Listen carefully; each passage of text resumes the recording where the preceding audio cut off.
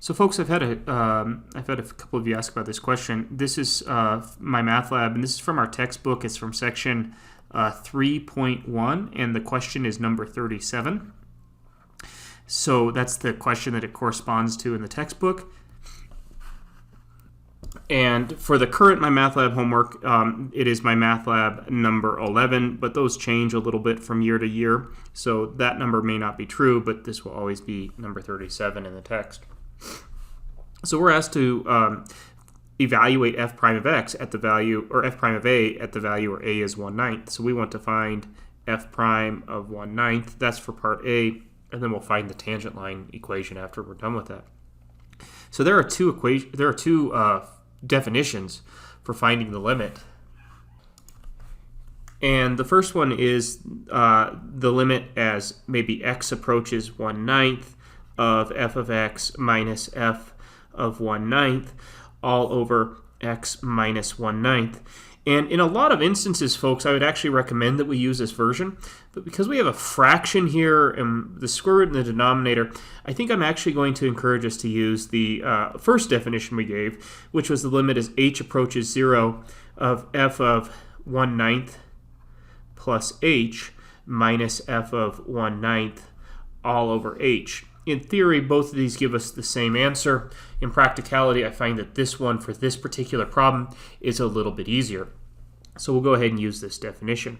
So this is the limit as h approaches 0 of, and then we would have for the f of 1/9 plus h, we'd have 4 over the square root of 1/9 plus h minus, and then for f of 1/9, we would have 4 over the square root of 1/9 all divided by h. So just as a reminder, folks, if I think of this expression, that's the f of x, the f of 1/9 plus h, there that expression is there. And this is my f of 1/9, and there that expression shows up there. Okay, so we're working through this. And so the first thing I want to do is let's go ahead and simplify this expression here. So we'd have the limit as h approaches 0 of 4 divided by the square root of 1/9 plus h. And then we're going to end up with minus 12 here, and I want to convince you of that. If we look at this expression, we would have 4 divided by the square root of 1/9, which is the same thing as 4 divided by 1/3. And if you like, we could write that as 4 over 1 divided by 1 over 3. And then we can, by definition of division by fractions, we can multiply by the reciprocal of that denominator, and inverting and multiplying, if you will, we end up with 12 over 1, or just 12. So that's where I got that 12 from.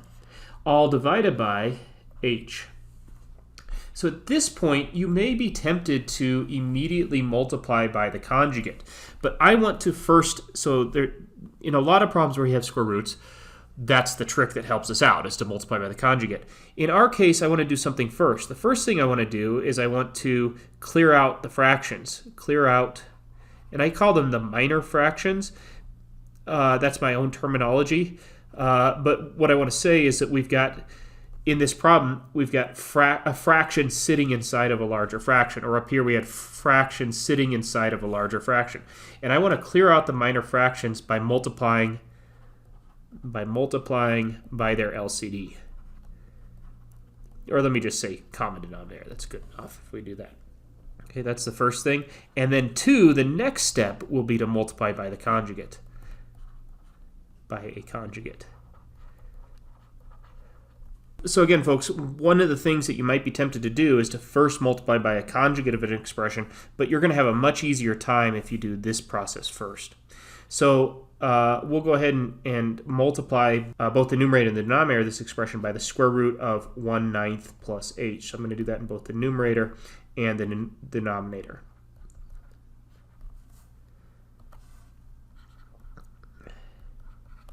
And so in the numerator, we end up with 4 minus, and then we have 12 square root of 1/9 plus h. And then in the denominator, we would have h times the square root of 1/9 plus h.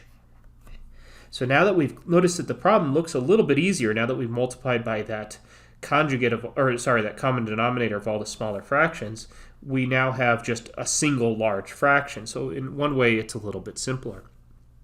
So now we're going to go ahead and multiply by the conjugate of the numerator. Remember that the conjugate is for a binomial, and these two terms are separated by a subtraction sign.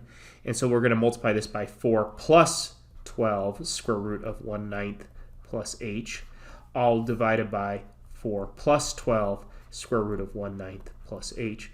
By the way, folks, I've had students ask, can I factor a 4 out from the numerator and just pull it all the way outside of the limit? And you're certainly welcome to do that. It would make your life a little bit easier, but just for consistency's sake, for depending on what version of the problem you have, I'm not going to do that here because that may not always be the case. So again, folks, if you wanted to, you could have factored out a 4 here, and then you'd have a different expression that you're multiplying by the conjugate. So in our case, then, we have the limit as h approaches 0, and we FOIL out the numerator, so that gives us 16 for the first. The outers and inners, those add out, and for my last, I'd have minus 144 times the quantity 1/9 plus h, all divided by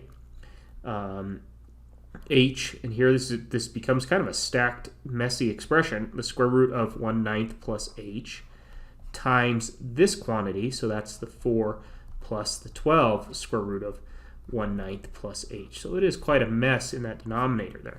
Folks, I don't want to FOIL this out. The whole reason why I couldn't do direct substitution right from the beginning was because h is approaching 0 and we've got a factor of h in the denominator.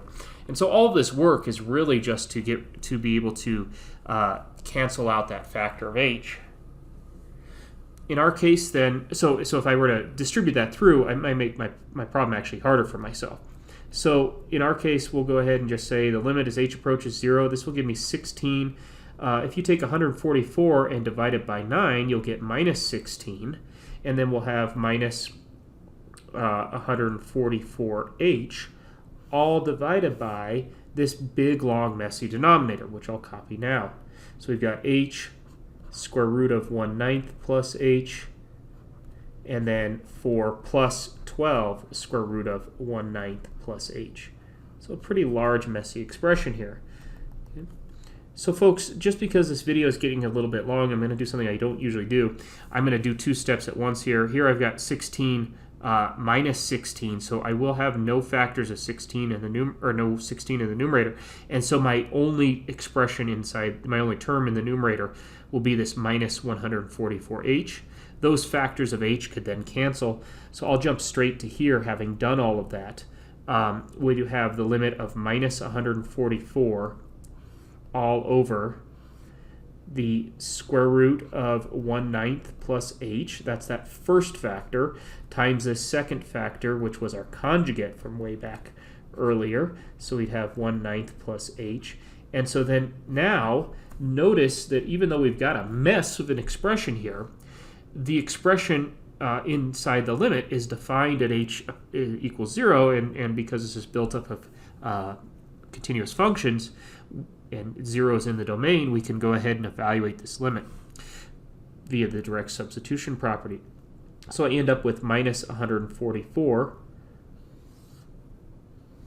all over the square root of 1/9 plus 0 times 4 plus 12 times the square root of 1/9 plus 0.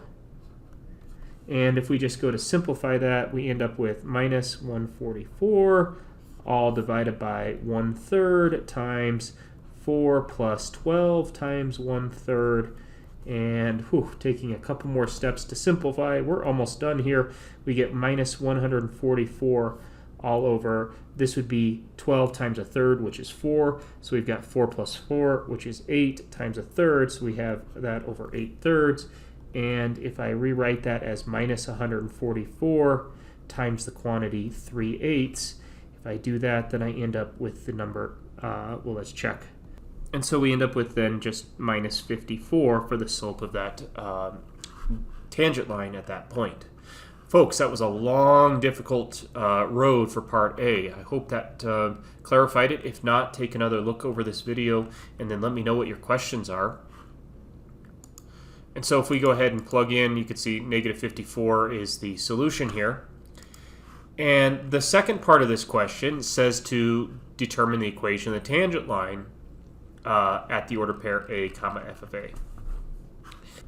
So folks, in part B, we're asked to come up with the equation of the tangent line for this graph. Now, our graph does not look like this, but I just want to make a quick simulation here. Let's say this were our function f of x, and we're at the value a equals 1/9. And so here we'd have this point on the graph, and this would be the ordered pair a comma f of a in general, and for our problem it'll be the ordered pair 1/9 comma f of 1/9. And what we're after is the equation of the tangent line, passing through that point right there. So our goal in part B is we want the equation of the tangent line. And we just spent a whole lot of time showing that the slope of this tangent line was negative 54. So that's what we did in part A, was we found the slope of that tangent line. Why? Because this was equal to our f prime of a, or in our case, f prime of 1/9. So that's the work that we just did. Now all we want to do is, in part B, we want to give the equation of the tangent line. So as a reminder, you should have all seen the point slope form of a line. That's y minus y1 equals m times x minus x1, where x1 comma y1 is any point on the line, and m is its slope. And what we usually do, folks, is we tailor this. We kind of give the big kid definition for a tangent line using the point slope form of the line, but we tailor it to our function. So this would be f of a is equal to, and here we'll have x minus a. So instead of saying x1, y1, we say a comma f of a, because we're on our function f. And then instead of writing m, we write f prime of a, because that's the slope of our tangent line. So just as a reminder, our function f of x is the function 4 over the square root of x. That's what we were given. And so if we go to compute f of a, in our case that's f of 1/9, which would be 4 divided by the square root of 1/9, which is equal to 4 divided by 1/3. And I've already discussed this. This gives us 12 for that value there. So we can now say that we've got the equation of the tangent line as y minus 12 is equal to, and then here we'd have x minus 1/9 for our equation of the tangent line. And then what is f prime of a? That's what we spent a whole bunch of time at the beginning of this video computing. And so we get for that minus 54. Folks, I would actually be fine with leaving my answer here, but my math lab's going to ask us to put into slope intercept form, so we'll go ahead and do so. So this gives me y is equal to, distributing this through would be minus 54x, and minus 54 times minus 1/9 would give me a positive 6. And then if I also add over this 12, I get plus 12. So we end up with an equation of the tangent line of y equals minus 54x plus 18.